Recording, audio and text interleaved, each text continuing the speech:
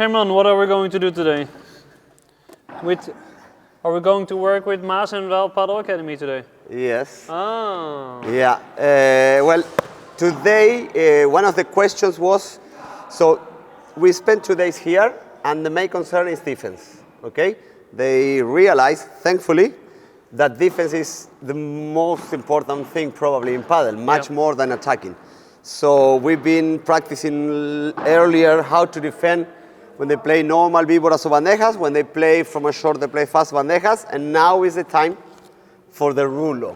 Okay. So what can we do To defend the Rulo. to defend the Rulo? So we're going to see, first, how to avoid people playing the Rulo. So what can we do so they don't play Rulo? But also, once they do it, what can we do about it? Okay? Yeah. Okay. Vamos. Nice. Yes. Bigge. Ah, lekker boelie. And we have sales on justpadel.com. I like it. You like it? Good match. Very important, the position. I'm not a big fan of giving the opponent the possibility to play Rulo. If the opponent is hurting us too much with the Rulo, first thing to do is to try to play the ball more to the middle of the court.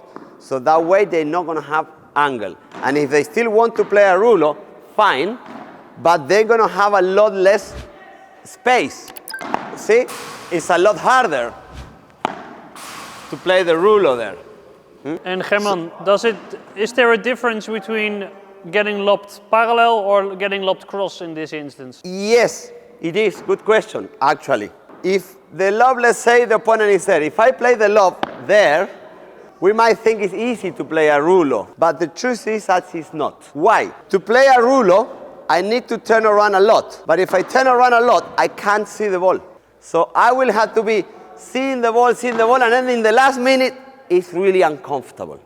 That's why in the World Padel Tour, you see the forehand player playing parallel here a lot, because then normally what's going to happen is something like there, but it's very difficult to play the Rulo. And if it is for them, imagine for us. When the ball comes cross course, I have to turn, but I can see the ball.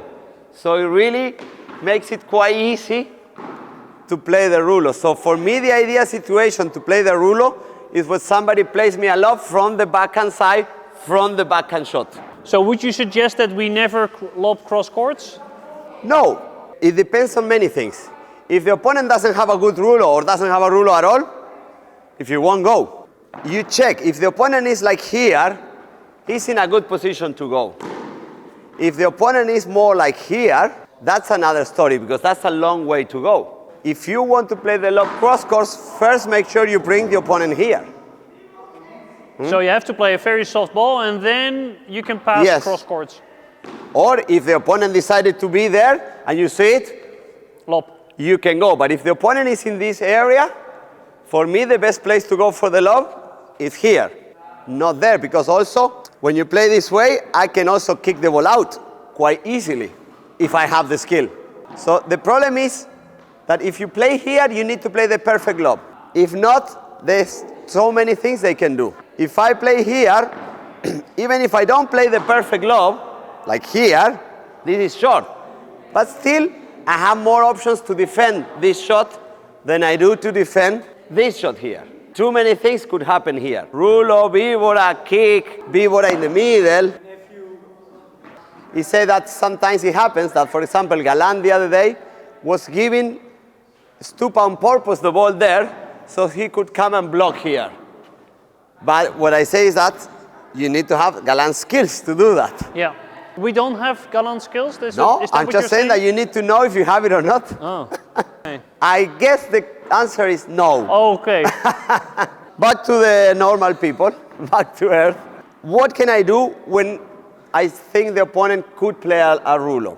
First thing, as usual, positioning. So as soon as I play the lob there, I'm going to place myself more again facing that side and quite close here. So if I actually see they play, I'm quite close to take it. Another thing that I'm going to do, I'm not really going to try to do what Stupa or Galán do, which is I'm going to put my racket in a position that I can touch the ball and play maybe a slice or a lob, because if the ball gets to the fence, anything could happen. I'm going to try to do it before the fence. I don't like playing the lob and staying like here, because that will hit the fence. I play the lob and I place myself like here. Now look where my racket is. I really want to go and hit the ball there. Maybe I can play a lob down the line. Maybe if I get there on time, I can play a slice to the middle or more cross so this player doesn't come across. But also, if I get it before the fence, normally it will be a slice shot. Unless, like my friend Freddy here, I can play with two hands. I can't, I'm useless. Yeah? So that could be another option.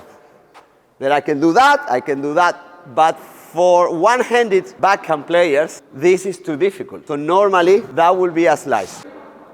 But I play the lob, look my position. See? I'm not afraid of coming this way, because if he does play this way, the ball is still coming on my direction, I can easily get it. Again.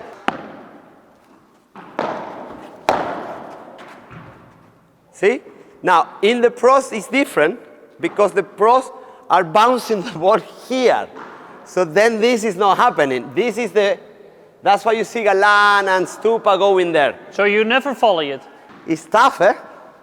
Yeah, the volley is more complicated than the half volley? Well, it's going to be a very low contact point, and also the problem is that the ball is coming too slow to block. Okay. When the ball comes fast, it's easy to block, as we did before with the fast Víbora. But with a soft ball also being low, it's complicated. To be honest, I haven't tried it. Okay. But I imagine the shot quite difficult. Okay? Yeah, I felt like Coelho and Tapia in the finals in Rotterdam. They were closer to the fence to volley. Yeah, no, but they were also closer to the net. Yeah, that's what I meant. Yeah. But I think that's Otro Nivel. Yeah, but that's for the. But this that's is why, Otro Nivel. Yeah, exactly. Yeah. You would never recommend this to any mortal. I feel very comfortable with this. So I don't really see a reason, because let's put another thing. Galan is huge, so he can take a lot more court, because you saw what happened in the first shot, that I came here and he played there. That's all right. Yeah. But if I come here and he plays there, that could be more tricky. Actually, there's only one way to know, right? Yeah, let's try it. I'm going to try to volley. You have to do the same. I can do it, but it doesn't I mean, this player would kill me. Yeah, because I'm here, right? Yeah. Or, yeah. Yeah, when he's playing the Rulo, Yeah. his partner will be very close. So as soon as I go, he will come on top of me again. Yeah. So I think for club levels player, Not a volley. I don't recommend it. What makes this shot a little bit tricky is the spin. So I can see the ball coming slow, but when it bounces, it will come up quickly. Yeah. So that's why I want to have the racket close and not back here. So I'm there. See, I'm there, and then. Yeah, because if it's a forehand, you will let it pass anyway. Yes. You will never do. Unless it's too short. Yeah. So it's okay to prepare a little bit to the backhand. Yeah. So look, I'm preparing for a backhand. I have all the time in the world to adjust to that. Yeah. Yeah, Okay. because if he prepares for a Rulo, it will never be like a Víbora low bounce. You're going to see it. No, yeah. So that's one of the things we mentioned before with the smash. Look at the ball for a second, but what you need to look is the opponent. The opponent will always give you a lot of information that we normally miss. Okay, I'm going to make different preparations, and you're going to tell me which shot you think I'm going to play, all right?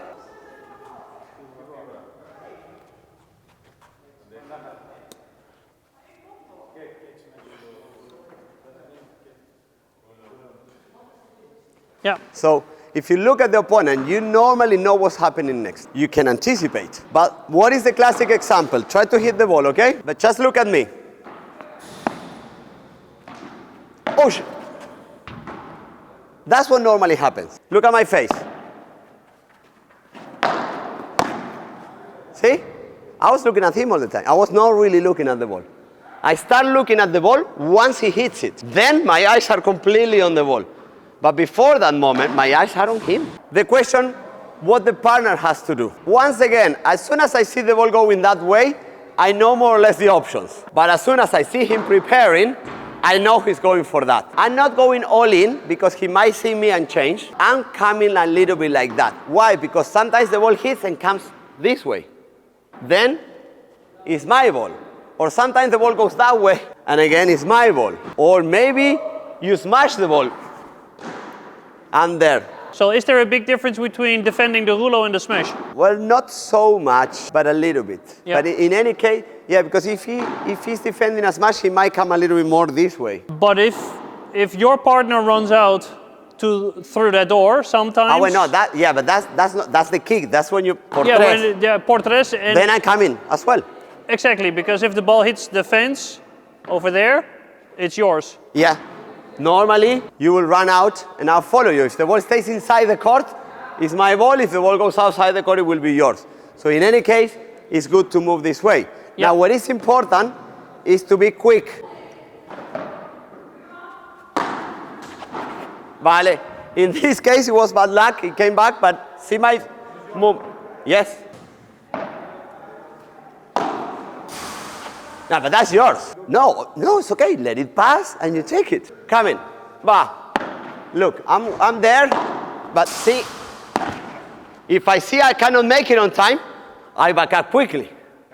So that's why I was telling you all these days to be light and active. So look at my feet again. Okay, I'm going, right? I'm coming back. And based on what did you make this decision? Because the ball was bouncing too deep, I knew I couldn't anticipate. So when I saw the flight of the ball, I just opened up the space because I knew it was going to come somewhere on this direction. So the deeper somebody plays to the fence, the more often you use the fence. The closer to the fence is the bounce. Yeah. That's the thing. If you bounce it here, you take it. The direction, it doesn't really matter. Yeah. There is space between the bounce and the wall or the bounce and the fence. Yeah. But that's why in the World Padel Tour now, they play in the Rulo more up and long. So they try now, they cannot anticipate. So the goal of the Rulo is to play it as close to the fence as you possibly can. Yeah, but that's on that level. On this level, it's risky. Yeah, so for club level, for everybody that is watching, so, but the point is, active. Yeah. And don't make a choice before you see. Yeah. I choose to place myself in a good place, but I didn't choose to go yet. I'll choose what I do once I see the shot. And the same here. Look. Go there, Freddy. Dale. When I see he's playing a Rulo, I'm coming like this. As soon as I see he's going to take it or he's under control, I'm backing up to my place again. Vale. This is why I want to come here. But if he would take the ball, I will come back quickly. Give him another one, please, Freddy. Ahí. Then I'm either here, or if I see he is well, maybe I continue. Okay? Vale, it's time for you to practice. So now, since Frederick has two hands backhand, we're going to see an option for the people that can play with two hands that becomes to attack the ball from the top. Okay? Vamos. Now, you see that when he plays the Rulo, so many different things could happen. That's why I don't like to give my opponent that possibility, because it's too many question marks. If I play in the middle, I reduce the possibilities to one or two things, which makes my decision making and my preparation easier. I have to be ready for 6 things here. The other way, I have to be ready for 2. Slowly. Ahí. Vamos. See? Easy going. Bien, good cover now. Ahí. Bien. Vamos, vamos, vamos. Bien. Get close to the line when he hits, eh? Vale, bien. If the ball is uncomfortable and you cannot come on top, a lob straight. Moving forwards. But it was coming quite a lot to your body. Vale. Ahí. Vale. Yeah, that's why you don't want to play that shot too fast. Because in case it doesn't go where it has to go, you're still going to have some time. Anyway, if I am his partner, when I see he's going to anticipate, I move a little bit more. If I see the ball reach the wall, I'm fine, he has time. But if I see he's going to anticipate, I'm ready to go more. It's difficult that the ball going there, again, he can play there. It is possible, yes, but it's difficult. What I open is the risky choice. So he might pass me, but he might fail as well. The probabilities that he fails here are a lot less. See, ready? Ba.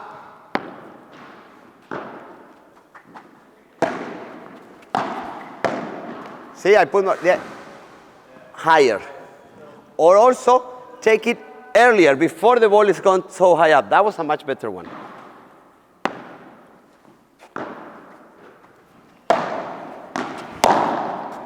See? I'm immediately coming there to help. That's why you have to make sure you play there. And if it's your forehand, maybe there. Because that was your forehand. Well, this is more natural to do, right? Also, as I see the ball going to your forehand, it's more normal that I'm going to move more.